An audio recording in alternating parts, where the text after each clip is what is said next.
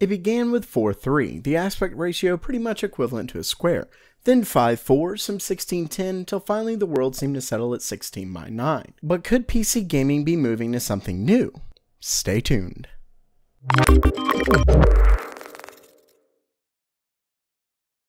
Welcome back to GamerMeld. Before I get into today's video, don't forget about the giveaway where I'm giving away an RGB Aki mechanical keyboard. Just make sure to subscribe and follow the link in the description. Okay, so long ago, multi-monitor gaming was all the rage. The idea of practically surrounding yourself with display is certainly something to behold. Companies rushed to get support out from Infinity to Nvidia Surround, but they never seemed to fully take off. I'd say it boiled down to quite a few reasons, one being the complexity of outputting to 3 monitors, as you had to deal with different connectors because most GPUs don't have 3 of the same connector port, then game compatibility, horsepower needing to drive the monitors, and of course, bezels, the nightmare of true immersion. Over time, it seems the lure has dwindled, VR became all anyone talked about, and huge setups became impractical to maintain, especially with the rise of 4K. In comes the ultra-wide monitor. The new 21:9 aspect ratio has been heralded as the king of productivity.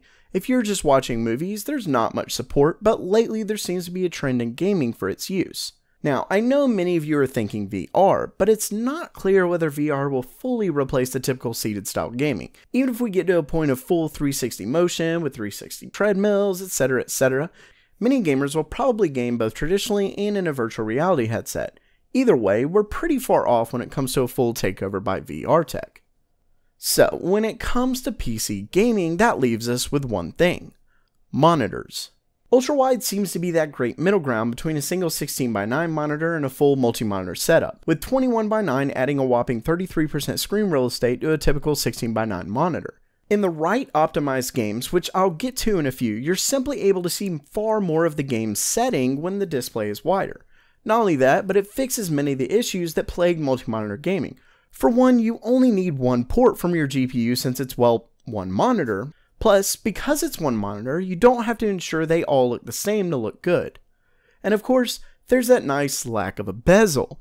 To top it off, there's another really cool trend in displays that I think have come together at the perfect time. Anyone who's visited a Best Buy or equivalent electronics store has seen what I'm talking about: curved displays. They're all the rage right now, but I don't really think curved TVs are going anywhere because they limit the optimal viewing angles down to a small area. And with TVs being more of a group viewing experience, curved TVs just don't really fit that well. But with monitors, we're talking a very different story. Monitors are made for a single person's viewing. Sure, some will gather around a monitor to watch a movie, but the average use case has one person viewing one monitor and typically seated right in front of it. Curved displays are actually superb for this experience, as it actually curves the display to surround you. It's the same reason the 2 side monitors on a triple monitor setup are positioned toward the user.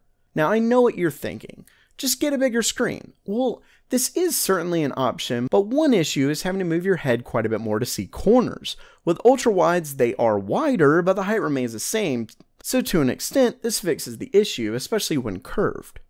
Okay, so I've talked a good bit about why you may want to get an ultra-wide monitor, but what about the reasons you may not?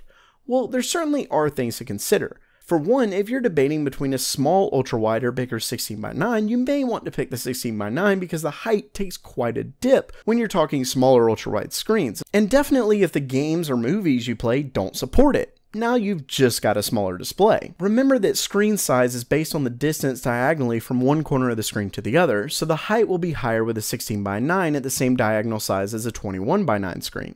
Second, there's simply more pixels. A 16:9 1080p monitor runs at a resolution of 1920 by 1080, but an ultra-wide 1080p monitor runs at 2560 by 1080 or 2K, so you will have to ensure your GPU is capable of running the extra pixels. Speaking of pixels, if you want 4K resolutions, it's gonna be a ton harder, especially when it comes to GPU horsepower.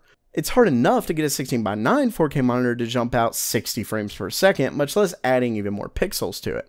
Another thing to consider is the lack of video content for it. Games tend to scale well and most work with extra tools, but video isn't that simple. To top it off, sometimes games don't scale properly by either having it be stretched out, having a strange field of view, or even the HUD being off to the side making it hard to see, when like a 16:9 wouldn't really be an issue.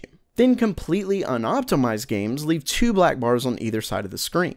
Next is it actually being harder to find FreeSync or G-Sync monitors, but the biggest factor when it comes to ultrawide gaming boils down to one thing: cost. I'll be honest, I've actually never even used an ultrawide myself. I'm capable of understanding the benefit, but I've never had one right in front of my face because they're simply expensive. They're actually quite a bit more expensive than their 16:9 cousins. Of course, if the gaming industry welcomes them with open arms and the professional market continues to utilize them, we could see pricing begin to fall. Of course, a big factor will probably be acceptance in the movie industry, and who knows what will happen there. So it's conclusion time. Is 21:9 the future of PC gaming monitors? Quite possibly. While there certainly seems to be a huge benefit to them, the drawbacks may hold them back. Plus, some people just don't seem to like them, so when purchasing a new monitor, I always suggest trying your best to find one in a store to check out first. But hey, I'm not the only one here. What do you think about ultrawide? Are they the future? Do you own one and couldn't see life without it anymore? Let me know in the comments below. That does it for now. If you liked the video, don't forget to subscribe by clicking on the round icon in the middle. You can check out the most recent video and suggested video to the left. Thanks so much for coming, and as always, have a great day.